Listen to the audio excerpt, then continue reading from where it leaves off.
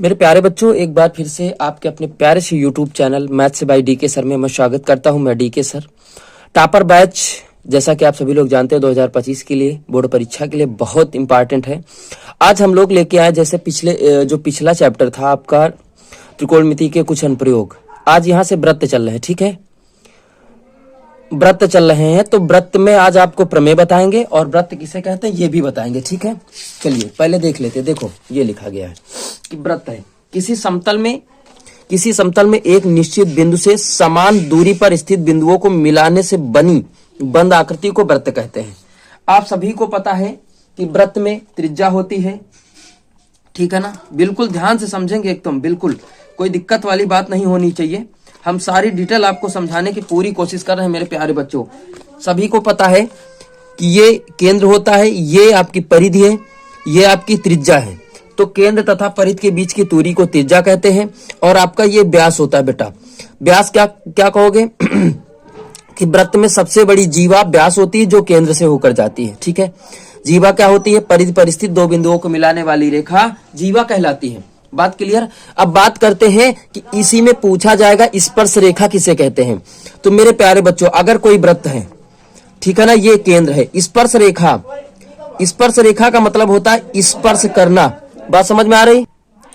वह रेखा जो व्रत को केवल एक और एक बिंदु पर स्पर्श करती है, वह रेखा जो केवल व्रत को केवल एक और एक बिंदु पर स्पर्श करती है, उसे स्पर्श रेखा कहते हैं।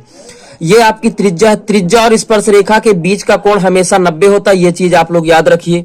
कितना होता? 90 होता है स्पर्श रेखा।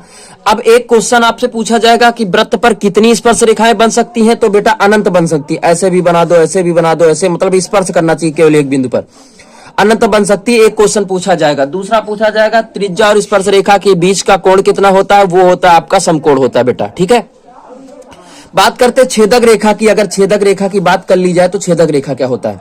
छेदक रेखा वह रेखा जो वृत्त की परिधि को अलग अलग बिंदुओं पर प्रतिच्छेद करती है। क्या करती है? प्रतिच्छेद करती है। छेदक रेखा कहलाती है। प्यारे बच्चों, आपको पूरी पीडीएफ हमारे जो यूट्यूब व्हाट्सएप ग्रुप है उसमें आपको मिल जाएगा, ठीक है। चलिए, ये आपका एक सूत्र होता है, पहले समझो।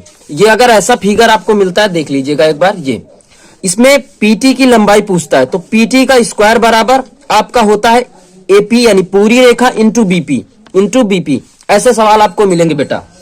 पीटी स्क्वायर बराबर एपी पूरी रेखा इंटू बीपी आधी रेखा, ठीक है ना। बात क्लियर है? देखो सूत्र भी लिखा है। अब चल रहे हैं हम लोग प्रमेय की ओर। जितनी प्रमेय है आपको वो बताएंगे, ठीक है। पहली प्रमेय तो आपकी ये लिखी। प्रमेय में 4 चरण होते बेटा। 4 चरण देखो, चारों लिखे हैं। दिया है सिद्ध करना, रचना, उत्पत्ति। मैंने खुद लिखा अपने हाथ से। कौन सी प्रमेय है? वृत्त की स्पर्श रेखा स्पर्श बिंदु से होकर जाने वाली त्रिज्या पर लंब होती, ठीक है। अब बात को समझो। ये प्रमेय है। प्रमेय से 2 चीजें निकालेंगे। पहला निकालेंगे दिया है, दूसरा निकालेंगे सिद्ध करना। रचना उत्पत्ति अपने मन से किया जाता है बेटा। तो ओ वृत्त का केंद्र है जिसकी स्पर्श रेखा ए बी, यही आपसे कहा गया। फिगर नीचे बना है, फिगर देख लीजिए, ये देखो बना है, ठीक है ना। ओ वृत्त का केंद्र स्पर्श रेखा ए बी। अब समझो, यहां से सिद्ध करना है कि ओडीपी बराबर 90 या ओडी लंब ए बी पर। जब लंब होगा तभी 90 होगा मेरे प्यारे बच्चों। हमने माना क्या? देखो ओपी लंब है ए बी पर, यानी ओपी ये वाली रेखा ओपी लंब है ए बी पर, और डीपी बराबर डीआर दूरी काटा, ओआर को मिलाया। देखो वही लिखा है, डीपी बराबर पीआर दूरी काटा और ओआर को मिलाया। दोनों त्रिभुज उठा लिया। कौन कौन सा? डीओपी और पीओ आर में दोनों त्रिभुज लिया हम लोगों ने, ठीक है ना। दोनों में संबंध दिखाया। ओपी भुजा आपकी उभयनिष्ठ है। ये वाला जब लंब है तो ये वाला कोण आपका बराबर होगा और ये वाली दूरी बराबर। 3 चीजें हो गई। दोनों त्रिभुज क्या? 3 चीजें हो गई, देख लो रचना से। तो दोनों त्रिभुज समरूप हो गए, सर्वांग सम हो गए, सभी अंगों से बराबर हो गए। तो ओडी बराबर ओपी हो गया। तो ओपी की जगह पे ओडी रख दिया, यही लंब था, तो 90 हो गया। बात समझ में आ गई ना? कोई दिक्कत? प्रमेय की क्लास अलग से लेके आएंगे, लेकिन आज ऐसे बता रहे हैं। दूसरी प्रमेय क्या होती है? किसी बाह्य बिंदु से वृत्त पर खींची गई 2 स्पर्श रेखाओं की लंबाइयां बराबर होती। फिगर देख लो पहले। एक वृत्त है जिसका केंद्र O है, ठीक है।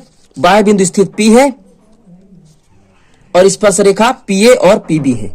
हमको ये दिखाना है बराबर होती है लंबाइयां। देखो हमने क्या लिखा? ओ वृत्त का केंद्र है जिसके बाहर स्थित बिंदु P है। सिद्ध करना है PA बराबर PB।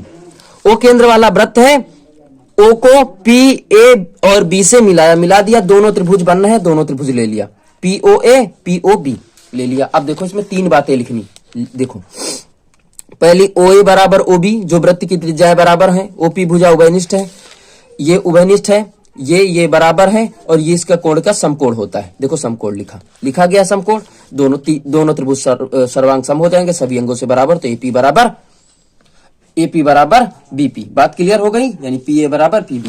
ये आपकी लंबी प्रमेय है बेटा, ये आपकी बहुत लंबी प्रमेय है और मैंने इस हिसाब से बताया है ना इसको कि कोई भी आपको ऐसा नहीं बताएगा, ठीक है ना। देख लो इसको, देख लो, फिर इसको एक दिन अलग से वीडियो हम बनाएंगे आपका, ठीक है ना। बात क्लियर है, बहुत आसान सी है, इसको हम बोर्ड में खड़े होके आपको पूरी प्रमेय आपकी समझाएंगे प्यारे बच्चों। आज देख लीजिएगा बस कैसे लगाया है मैंने, नोट कर लो बस। और इसको बहुत आसान है, बहुत बहुत बहुत बहुत बहुत आसान है, ठीक है ना। मैंने ऑफलाइन क्लास में बहुत अच्छे तरीके से बताया, सेम ऐसे ही बताया, ठीक है प्यारे बच्चों। और शाम 7 बजे क्लास लाइव चलती है, आप लोग जुड़िए और इससे संबंधित जो प्रश्न होंगे आपको अगली क्लास में मिलेंगे देखने के लिए। और ज्यादा से ज्यादा वीडियो को शेयर करो, लाइक करो, सब्सक्राइब करो, कमेंट करो, कमेंट जरूर से जरूर करो मेरे प्यारे बच्चों, और मेरा सपोर्ट करो प्यारे बच्चों, ठीक है। नमस्कार, धन्यवाद, मिलते हैं अगली क्लास में प्यारे बच्चों।